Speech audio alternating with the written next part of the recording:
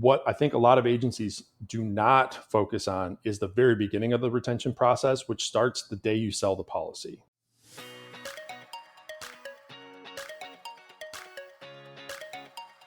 Welcome to the Insurance Refocused podcast, where we're highlighting real agent stories and how they are innovating to respond to the changes and challenges happening in the independent insurance industry. My name's Lindsay, and I can't wait to introduce you to my amazing co-host, who just so happens to be my mom, Carey Wallace. Mom, how you doing today? I am doing all right today. How are you doing, Linz?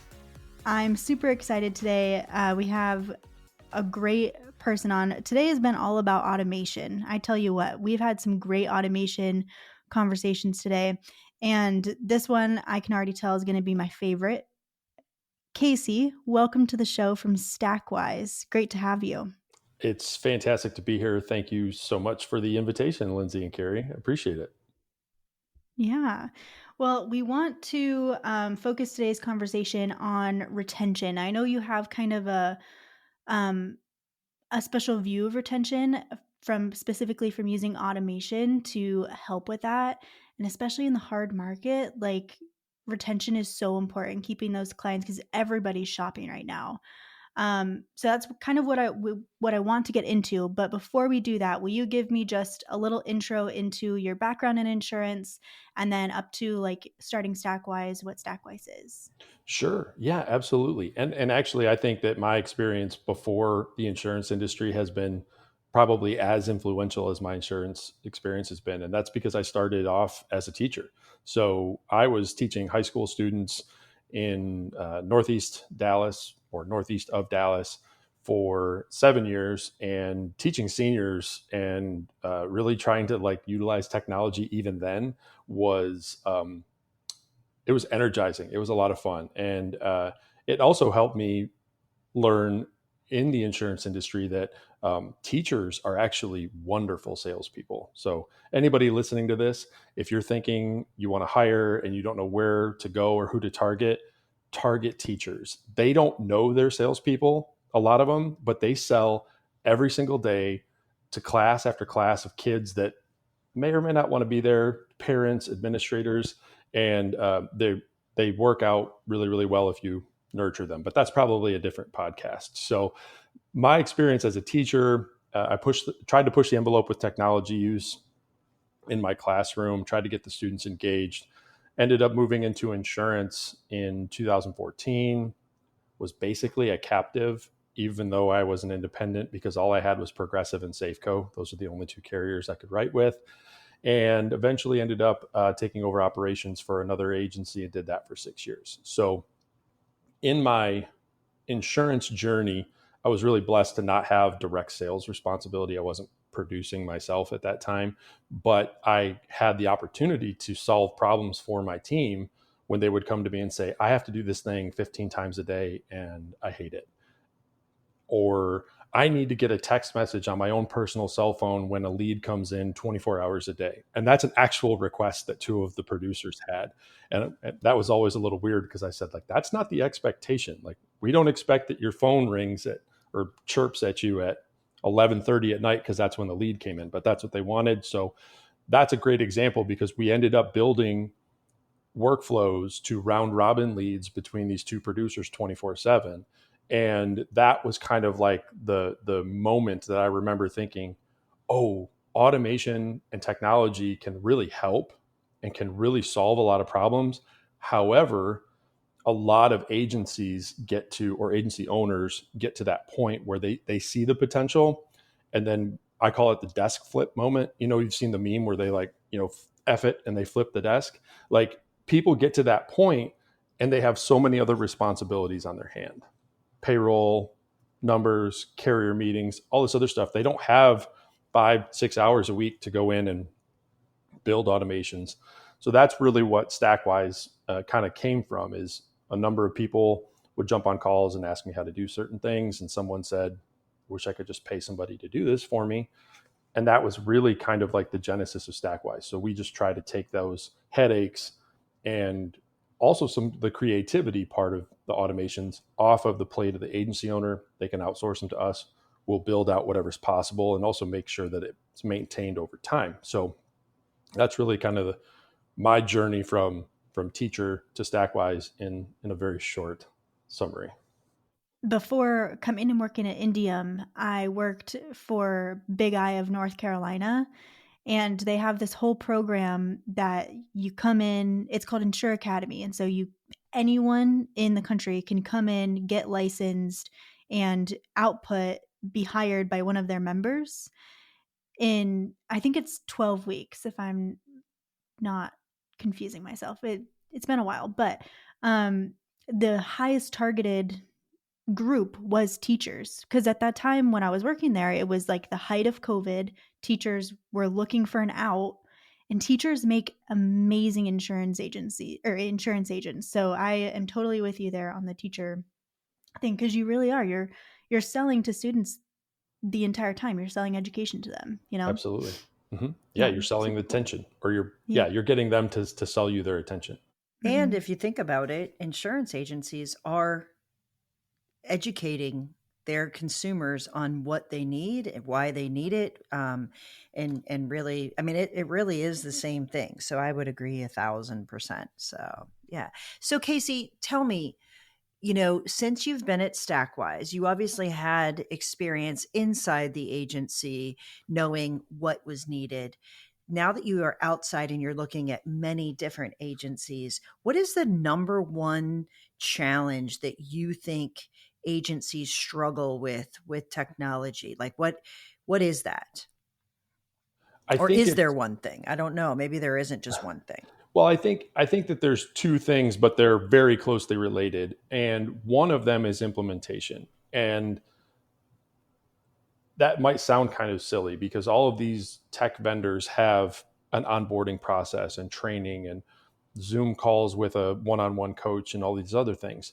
And those are helpful. However, the implementation, in my experience or what I've seen from the outside, generally falls apart because either there is no subject matter expert, so to speak, on staff, um, which is an idea that I encourage agencies to take on whenever they bring on a new piece of technology, is that we will help them, but it's so much better if somebody else on the staff is like the Canopy Connect expert or the Easy Links or whatever software it is. And it for a number of reasons. One, it doesn't need to be the agency principal who's fielding all of these questions because that's burnout and it's very difficult. But also, it creates and engenders a sense of responsibility with that chosen staff member. And then, just as a side note, I would always encourage some kind of compensation, even if it's $100 a month or $200 a month, and just like something. Um, I'll put down my soapbox there, but I just think that's important. And the second piece is buy-in. So a lot of, try to pick my words carefully. If someone's been at the agency for a long time, they've kind of established their routine and how they do things, and it can be difficult to change that. So when people feel like something is happening to them instead of happening for them, they can get defensive and resistant to change. And if people aren't going to use the tool, it doesn't matter how great it is, implementation will fall apart because utilization is not there.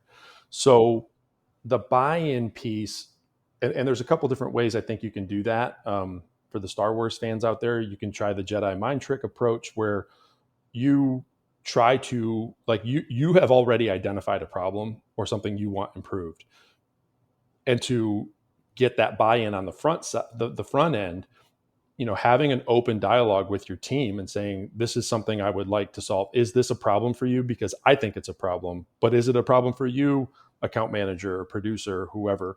And then when they can see that, yeah, it does slow me down, or it is a difficult thing I have to do. And we're like, okay, well, there are some potential solutions. Let's talk about them. So you kind of guide them towards the answer you want. I know that sounds manipulative and I feel bad about saying it that way, but if you can get them to understand that this is happening for them, not to them, the implementation, the adoption will be much smoother. And then, Lindsay, I think you mentioned it in the intro. Make sure you monitor it. It's the old people respect what you inspect catchphrase. So we have a couple clients that utilize some KPI dashboards, and it's if a tool connects to something like Zapier, it's very easy to create a record every time that tool is used and by who that is using it. So Lindsay is using this tool all the time. Look at her usage. Carey hasn't used it once in 3 weeks. Like, what's going on with Carey? Why is she, and then you can kind of be more targeted with your conversations, because, or maybe have Lindsay talk to Carey, like there's a lot of different things you can do. But I think that all of those pieces go into that idea that implementation is a huge struggle whenever agencies bring on new technology. If you're like me and many other small businesses across the country where hiring, training, and retaining employees is a challenge, Agency VA has a solution for you. Agency VA has over 1,000 VAs hired, managed, and trained in the Philippines, Latin America, and India. But did you also know they have 100 licensed agents here in the US that can help you manage your book? I use a VA who lives in the Philippines, and I absolutely love her. The process was simple. We had a consultation where they asked me my needs, goals, and concerns, and matched me with Allie, who has been an absolute game changer for me. Employing Allie through Agency VA has allowed me to focus on my business without worrying about HR concerns, turnover, and monitoring payroll. The best part is the Agency VA team was eager to help my company and also make sure that Allie is getting employee benefits, a competitive salary to help her live a better life in the Philippines. If this is something that you are struggling with inside your agency, please visit Agency VA/Insurance Refocused and set up a time to talk to them about your hiring needs.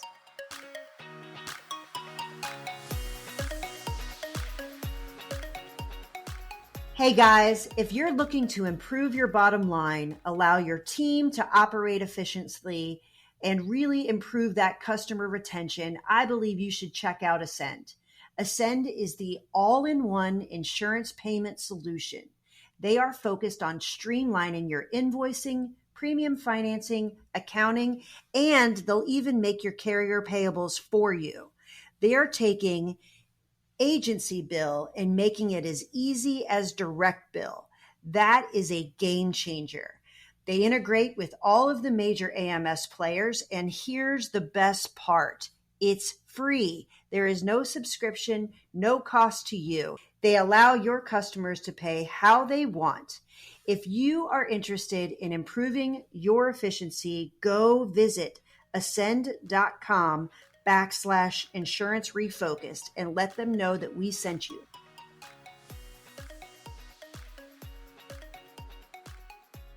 Casey, I think you're foreshadowing to if Lindsay ever worked in agency focus, that would be exactly what would happen, sadly. So let's just make sure we are the stereotypical people, and that probably would be what the situation would look like. No Sure. two ways around it.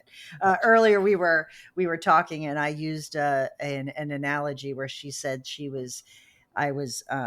I was insinuating that I was talking about her. I think you just got me back, just in case you're wondering. Like, that was 100% at me. 100%. I'm joking. I know you didn't intentionally do that, but see, right. Lindsay, karma happens. I'm telling you, karma happens. He subtweeted you without He knowing. Totally subtweeted me.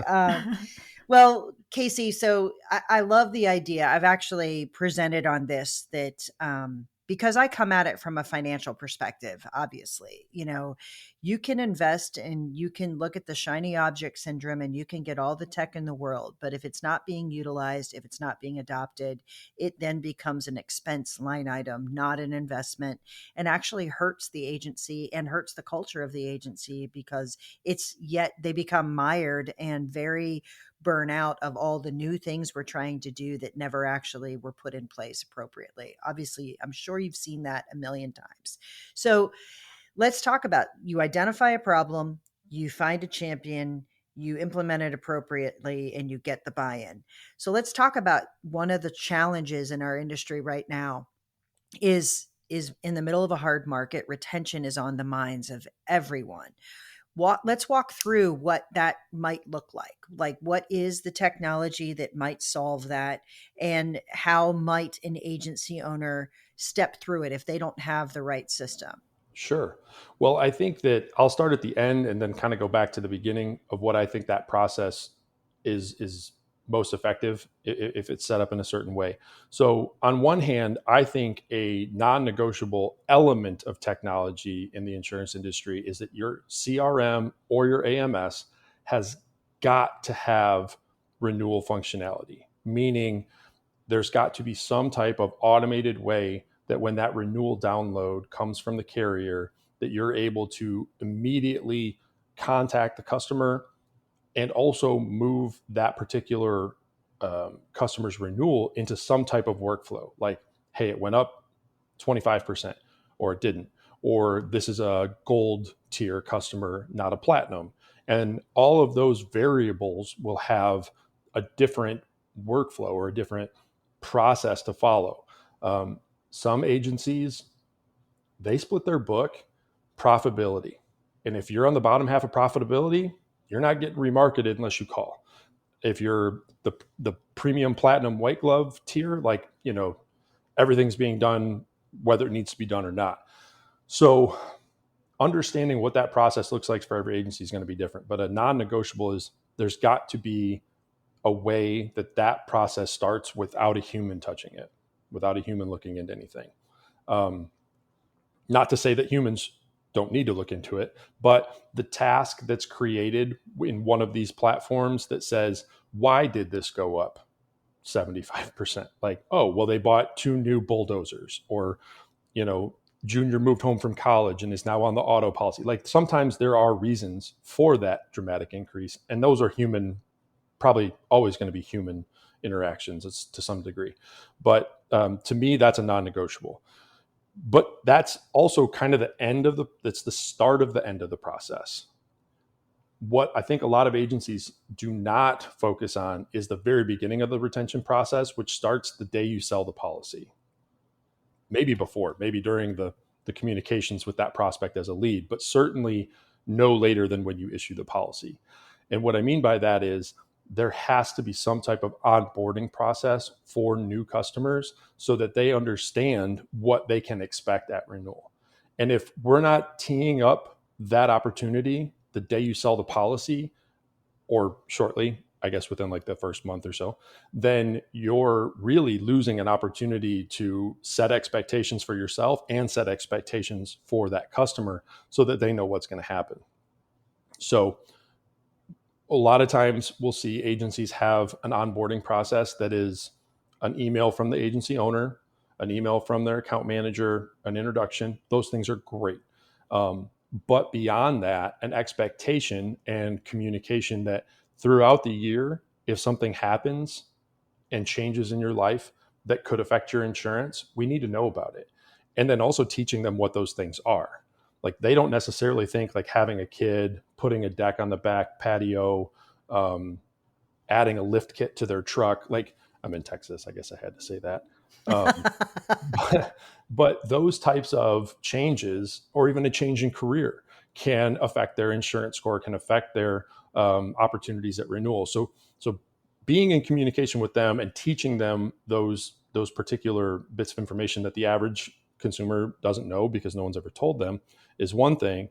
But then the expectation of what's going to happen on the back end. And carriers might not like me to hear this, or may not like to hear me say this. Create some daylight between you and the carrier. It's very easy 11 months after I buy an insurance policy with Travelers or whatever, for me to assume that my agent is Travelers. Mm-hmm. And that's not my job as a consumer to know that. It's the agent's job or the agency's job to teach that, to communicate that, and probably repeatedly so, because I know I don't retain things the first time I hear them very often. Except when, Carey, when you're talking at presentations, I get all of it. I'm sure. Yeah. It never goes away. I remember every word. Right. But I think that, bringing that message to the forefront through also, and this is a teacher thing, through different types of media. A lot of people may scan an email or they may just delete it. maybe send a video, maybe send a text. There's different ways. There's endless different opportunities to send that information. So creating the daylight, I think, is important as well, because that knee-jerk reaction that people can have when they get that letter from their carrier that their rates are going up 35% is it can very easily be like, hey, I'm mad at this person who wrote my policy, not the carrier who increased my rates.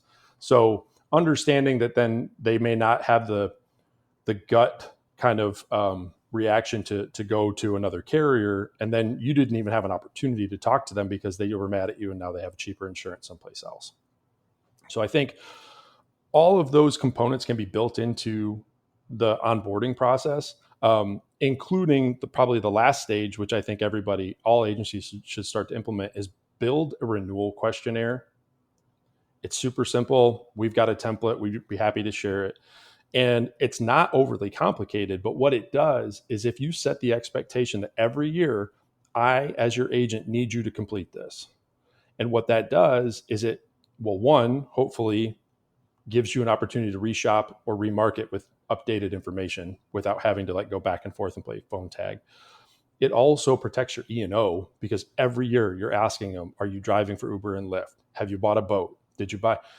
Our questionnaire has so many individual questions. It used to just have a field that said, check all the properties that you own or the things that you own. And now each one is an individual question. Do you own a boat? Yes or no, it's required. Do you own a vacation home? And those things will protect your E&O, but also give you cross-sell opportunities that you may not have ever known about. When you start working with a new client, what are some of the common major holes that you find that automation fills for them? Ooh, that's a great question. The the most important one well, they're all important, but the one that I think saves them the most time, because that's also kind of the business I feel like I'm in, is time, is the service process or lack of service process. A lot of agencies are able to or want to be as accommodating to their customers as possible, right? Like, hey, just shoot us an email, call us, whatever, whenever you need anything, send us a Facebook message. Like, when there's too many points of entry, things can get lost or not handled correctly. So encouraging agents to actually build a service form, and I sound like I'm like a salesperson for the form vendors out there, but I promise I'm not. But to take the time and invest in a service form, that is the only way service requests get into your system.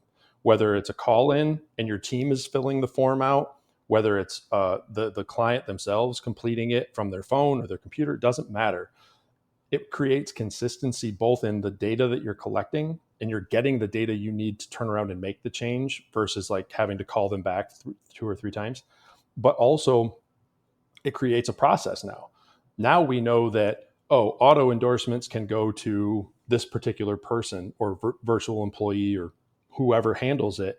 And it expedites everything because instead of it going to one person's inbox and then they have to farm it out, now it goes into the system automatically. It's assigned appropriately. And if there's any trouble, you can monitor how long those take to complete versus we use a sheet.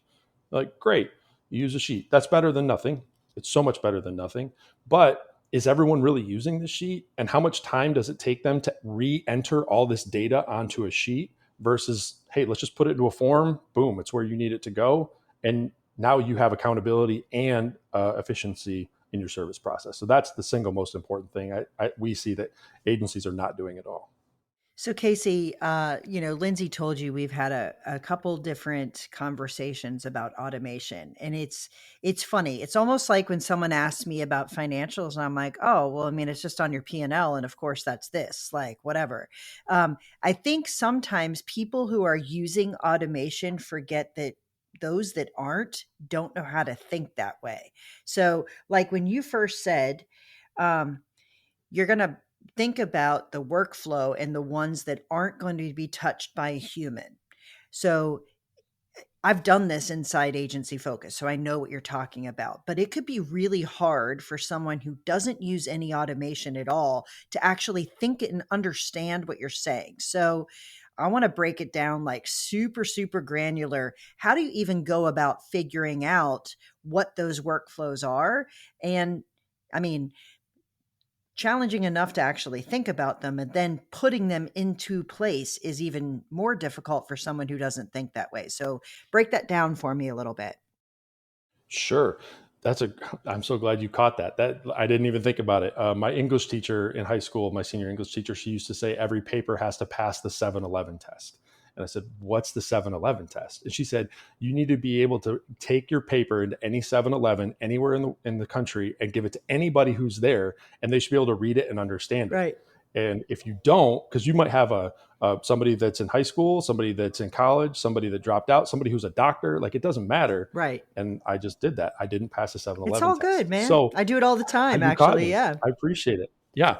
So I think that in terms of understanding what that means, like if a human's not going to touch this particular workflow or this particular task, um, like a claim situation is a perfect example, I think. So identifying whatever the process is in your agency, whatever the pain point is, and trying to decide, A, does a human need to touch this? And also creating a very clear chain of events, which is not always the case, right? Like in some agencies, maybe claims are handled by a specific person. So everyone in the agency has been trained to just push it to so and so, and they're going to manage that process. But they have not ever actually scripted or put on paper or digital an actual step by step. When this happens, then I want this to happen, then I want this other thing to happen. And so after that first step is generally where the process kind of stops, right? Like once it gets to whoever it needs to get to, they're going to do their job. So really getting granular, I think, as you said, Carey, is important to understand that my expectations for my clients are that when a claim has been initiated, these are the things that my agency is going to do to support them through that process. And once you have those very specific events, then it can become event by event. Does a human need to do this, or can it be done by an existing piece of software or maybe a new piece of software? And it is very easy to take a wider view of those processes and think like it's overwhelming. I'm just going to let it exist the way it exists now. It's getting done. It'll be okay. Versus getting really, really close in on who does this, why do they do it, is it important that they do it, and can a computer do it instead? Which ultimately makes the insured's experience better. Because if you think about it, without that process, if you get Carey one day, she might do it this way, but when you get Lindsay the next day, she probably does it a different way. And so it's really, that's like putting a process together where it's actually automated makes it better for the insured, better for your employees because they know what's expected of them. You're able to measure their, like, how they're performing. Yeah, it increases your consistency. It increases, it actually causes the data to be more accurate inside your system if everybody's doing it the same way. There's lots of benefits to having consistency in a process. But first and foremost, it should improve your customer experience. No way around it. And, um, you know, there's a reason why you should take the person who has the best experience, the best uh, rapport with your clients, and use their process and then break it down. Because, the reality is, in this hard market, we don't have enough time to do the white glove service to everyone. It allows you to elevate and make the white glove only the things that a human being needs to do, rather than thinking, I have to do all the administrative pieces as well, which doesn't Right. necessarily, it might not be true, right? Yeah. Absolutely. Absolutely. And Lindsay, you said something that made me think about this too, is I was at a event in Arkansas. The PIA had an event, and Reagan Brandt was there, and she spoke, and she said something that has really stuck with me. And I plan on implementing this in Stakwise as we grow. And I mean, it doesn't need to be insurance. I think every business would benefit from doing this. And she said every year, once a year, I think, they ask their team to make a list of everything that they do that they hate and everything they do that they love, regardless of their role, whether they're account manager, sales, or development, doesn't matter. And they take all of those lists and then they figure out, well, okay, so-and-so loves doing this particular thing while Casey despises it. So why is Casey doing it? Why doesn't this other person do it? Like, does he need to do this or can someone else do it? And then what we do is we're not replacing people. That was the other thing, Lindsay, somehow you said it and made me think about it, is we're not replacing people. What we should be doing is giving them more time to generate deeper relationships and revenue with their activities versus I'm following up on this email to this lead that came in last week because my system says I need to. Like, that can be done for you so that you can dedicate more time to the leads that are engaged. For sure. What's one piece of advice you would give to someone who's just starting their automation journey? Be patient. It does not happen quickly. And that's funny because when automation is working, it does happen very quickly. But the process of setting up automations is not always as quick as you think it should be because there are so many variables. And that's been really fun on our end, is as we've grown, we start to kind of understand what some of these systems are. So we can do it more quickly than somebody who doesn't know what they're doing. But I would also offer a second piece of advice to someone just getting started, is that understand that everything will break at some point. It doesn't matter. It may not be your fault. It might be working for 3 weeks and then it's going to stop on the 4th week. And that's because all of these moving pieces have updates and changes, and they're trying to improve their systems as well. So when someone else rolls out an update, it can cause a lot of things down the chain to not work properly. And that's another desk flip moment that people experience. So be patient and understand that everything's going to break at some point. Yeah, I was thinking of the desk flip moment. Don't get to the desk flip moment. Just expect it, right? Like, yeah, absolutely. Yeah, be prepared for it. Be prepared for it. Yeah. Well, Casey, have your breathing exercises exactly. ready. You definitely need to be able to do that. And I think that's the problem. I think some people get really, really anxious about the fact that, well, it's supposed to work and it doesn't work. Well, think about human beings. Same thing. Like, that's the what you're moving from is equally as unpredictable as what you're moving to. So, Casey, thank you so much for coming on and joining us. I would love for you to share, how can people get a hold of you if they want to talk more about this, learn more, and maybe even dip their toe into making this happen inside their agency? Sure. I appreciate that. So our website is the best way to get in touch with us, stakwise.com. And that's STAKWISE. There's no C in there because we all spell stuff, our own way. And on Stakwise, on our website, there's a pop-up. You can schedule 15 minutes with me pretty much right there. It will shoot you my Calendly link and you can jump on a call. Love to talk about people's journeys and where they're at and where their struggles are. And sometimes we can even just kind of point you in the right direction on that call without it being something that needs to even be an engagement. But we do love to have those opportunities, and that's the best way to get in touch with us. I'm also pretty involved on LinkedIn. Love to make LinkedIn connections. I promise if you connect with me, I'm not going to send you a sales message in return right away. That's not my style. Is that going to be a haha, my bot will? No, but I have experimented with training a bot that can reply to my emails. But I think it's important that the bot says, this is Casey's bot. I don't want people to think I'm emailing them. I might have to reach out to you for that bot, my friend. I might have to do that. And, if you ever have a new, agency website that you want to share it here first, Casey. That's all I got to say. Okay. You bet. Yes, ma'am. I will. Anyway, Absolutely. It was awesome talking to you. I look forward to seeing you, I'm sure, at an event very, very soon. And thank you for coming and joining us. Yes.